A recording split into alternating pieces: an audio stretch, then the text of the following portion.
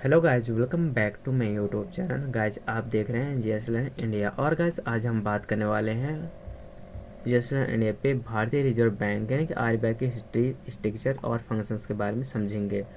तो गाइज ये बैच होने वाला है ऑफिशियल 2025 या 26, ठीक है। जो गैस आने वाले आगामी परीक्षा के लिए आपके लिए हेल्पफुल रहेगा और आने वाले जो भी इम्पोर्टेंट परीक्षा हैं उसमें आप हिस्सा लें और अच्छे से जम से तैयारी करें, ताकि गैस कोई भी कंपटीशन में आपका मुकाबला ना कर पाए। तो गैस जो इस चैनल यानी कि बैच में देख रहे हैं, तो गैस आप अच्छे से नोट्स बनाइए और आप रिवीजन भी कीजिए इस वीडियो के थ्रू। और यदि चैनल पे आप नए आए तो गैस प्लीज़ इस चैनल को सब्सक्राइब कीजिए, लाइक कीजिए, शेयर करना ना भूलें। तो गैस चलते हैं इस टॉपिक की ओर। गैस हम बात करते हैं भारतीय रिजर्व बैंक ऑफ इंडिया यानी कि आरबीआई में हम समझेंगे history, structure and functions of RBI, ठीक है। भारतीय रिजर्व बैंक भारत का एक केंद्रीय बैंक है। क्या गैस? केंद्रीय बैंक है, जिसे बैंकों का भी बैंक कहा जाता है।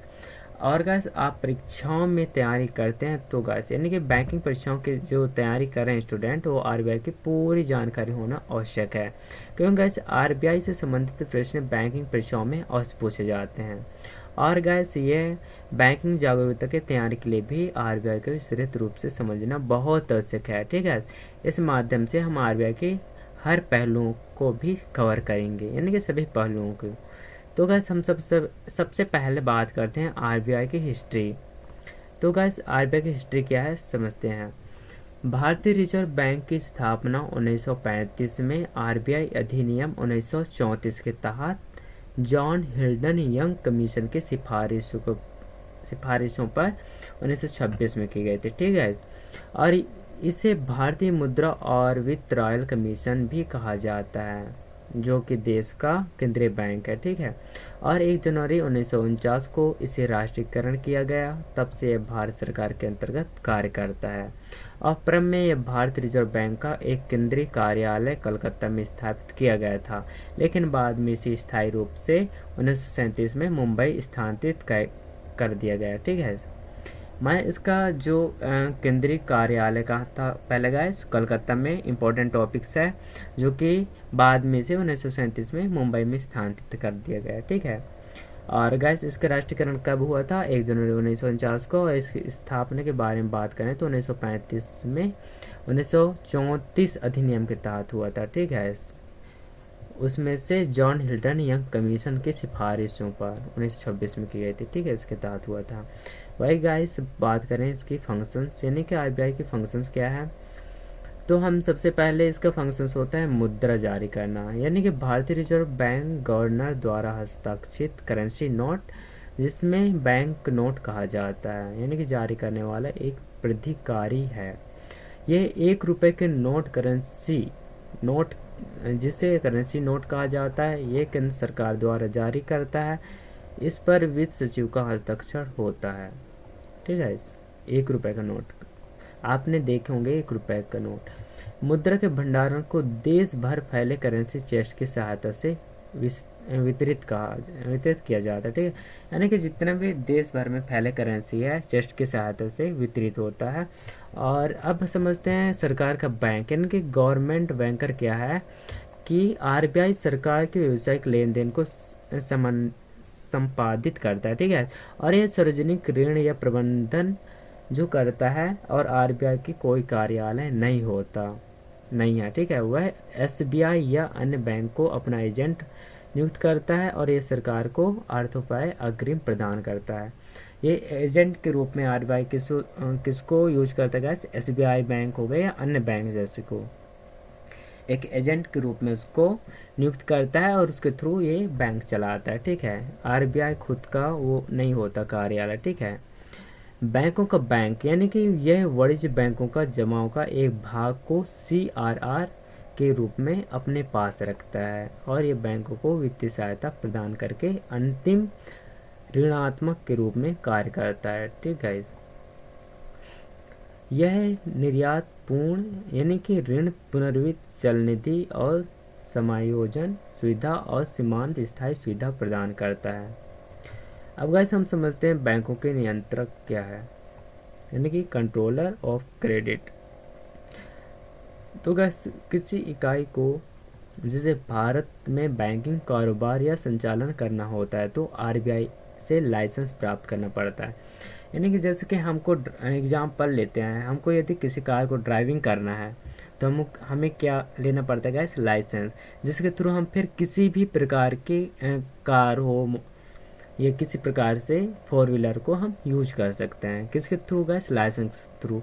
इसी प्रकार बैंक जो होता है, यदि किसी प्रकार से बैंक खोला जाता है तो उसको सबसे पहले आरबीआई के पास लाइसेंस लेना पड़ता है, जिसके तहत वह अपने अधिनियम या अनुसूचित शामिल करके बैंकों के नियंत्रक रूप में कार्य करता है। ठीक है, यह दिशा निर्देश जारी करता है और ये निरीक्षण करता है कि प्रत्यक्ष रूप से या अप्रत्यक्ष रूप से प्रबंधन पर नियंत्रण रखता है। फिर वह लाइसेंस के थ्रू उसे नियंत्रण कर प्रत्यक्ष या अप्रत्यक्ष रूप से उसको देखता है। ठीक है, वही बात करें गाइस हम साख के नियंत्रक यानी कि central clearance and account settlement क्या है। ठीक है, तो गाइस साख के नियंत्रक क्या है गाइस, आरबीआई बैंक दर सहित ब्याजों दरों को निर्धारित करता है और यह चयनात्मक साख नियंत्रक के रूप में उपाय करता है।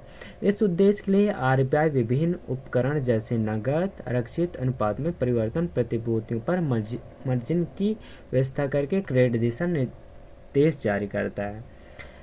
और गैस यही प्रयोग करता है कि प्रतिभूतियों की खरीदी और बिक्री की करता है, जिसे खुले बाजार का परिचालन कहा जाता है।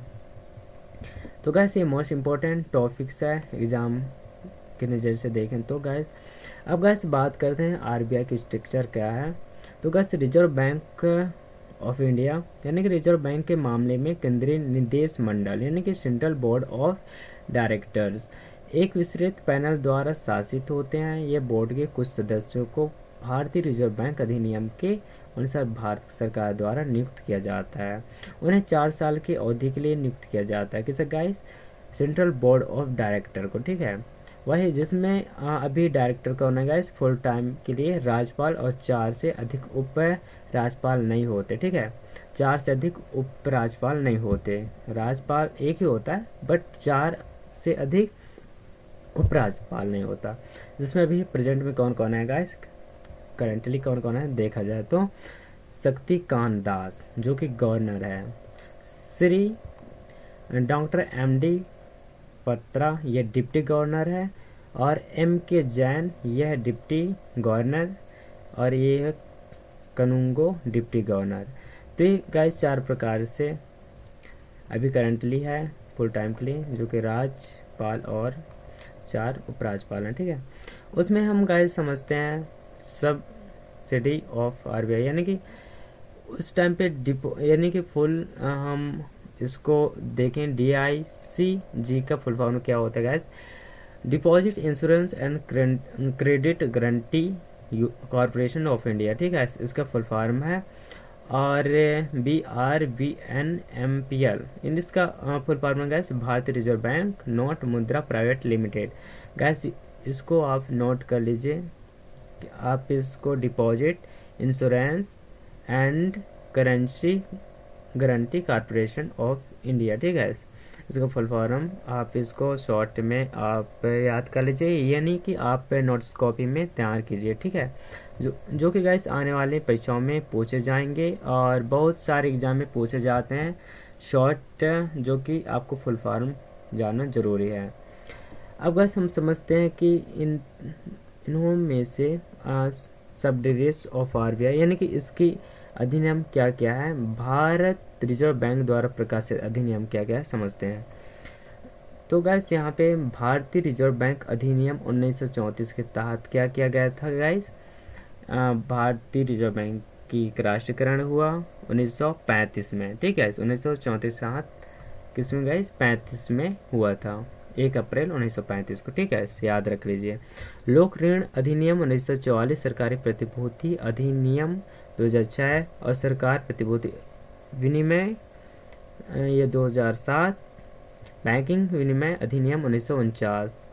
ये गाइस सारे अधिनियम है जो कि इम्पोर्टेंट है। ठीक है, विदेश मुद्रा प्रबंधक अधिनियम 1999, वित्तीय अस्तित्व की प्रतिभूति और पुनर्निर्माण और प्रतिभूति हित का एक अधिनियम 2002 है। ठीक है, तो कुछ इस प्रकार से अधिनियम गाइस आप नोट कर लीजिए, ताकि गाइस आने वाली परीक्षाओं में आपके लिए हेल्पफुल रहेगा। और किस अधिनियम के तहत कौन सी क्या हुआ आगे हम जानेंगे नेक्स्ट वीडियो पे। ठीक है, तो कुछ इस प्रकार से अधिनियम है, आप नोट कर लीजिए।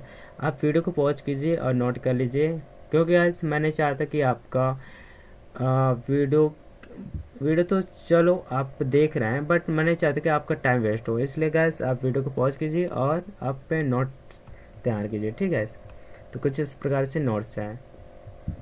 अब गाइस हम समझते हैं ऑथर्स इंपॉर्टेंट फैक्ट्स से रिलेटेड टू आरबीआई। ये गाइस मोस्ट इंपॉर्टेंट है। ठीक है, आरबीआई से आम जनता की जमा को स्वीकार करना अपेक्षित नहीं है। ठीक है, रिजर्व बैंक ऑफ इंडिया है आम जनता की जमा को स्वीकार नहीं करता, बल्कि एक एजेंट के रूप में किसी काम कराता गैस वाणिज्य बैंक जैसे हो गए, एसबीआई बैंक हो गए या अन्य बैंक जैसे को एक एजेंट के रूप में नियुक्त करता है, उसके थ्रू एक पैसा लेन देन करता है। ठीक है, आरबीआई का मुख्यालय पहले कहाँ था गैस, कोलकाता में रहा, फिर बाद में इसे मुंबई में शिफ्ट कर दिया गया। ठीक है, अब गैस समझते हैं प्राथमिक ऋण और आरबीआई द्वारा निर्धारित नहीं किया जाता। प्राथमिक ऋण दर की निर्णय अलग अलग बैंकों द्वारा लिया जाता है।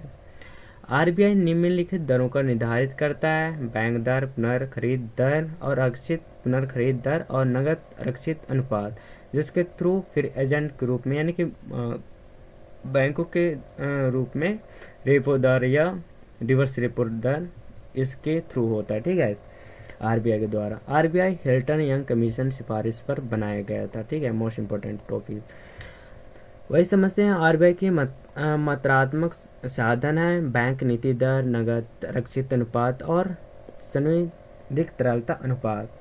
आरबीआई की मौद्रिक नीति का उद्देश्य मुद्रास्फीति को नियंत्रित करना होता है और वस्तुओं की जमा खोरी जो हतोत्साहित करना होता है और उपेक्षित क्षेत्र में ऋण के प्रवाह को प्रोत्साहित करना होता है, जबकि आरबीआई ऋण देने की अंतिम सहारा होता है। इसका अर्थ होता है कि आरबीआई पात्र प्रतिभूतियों के आधार पर ऋण दे सकता है।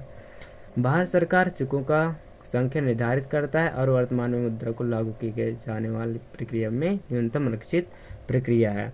वैसे ये मोस्ट इंपोर्टेंट टॉपिक्स गाइस आप नोट कर लीजिए, क्योंकि गाइस आने वाले आगामी परीक्षाओं के लिए इम्पोर्टेंट हो सकता है और आपके लिए भी जागरूकता अवश्य है, क्योंकि जानना भी जरूरी है। ठीक है, तो गाइस कुछ इस प्रकार से मोस्ट इंपोर्टेंट टॉपिक्स रहा। यदि गाइस आपको ये वीडियो पसंद आया तो गाइस प्लीज़ एक लाइक कीजिए, शेयर कीजिए, और आप इस चैनल पर न्यू है तो गाइस प्लीज़ चैनल को सब्सक्राइब कीजिए। जय हिंद, जय भारत।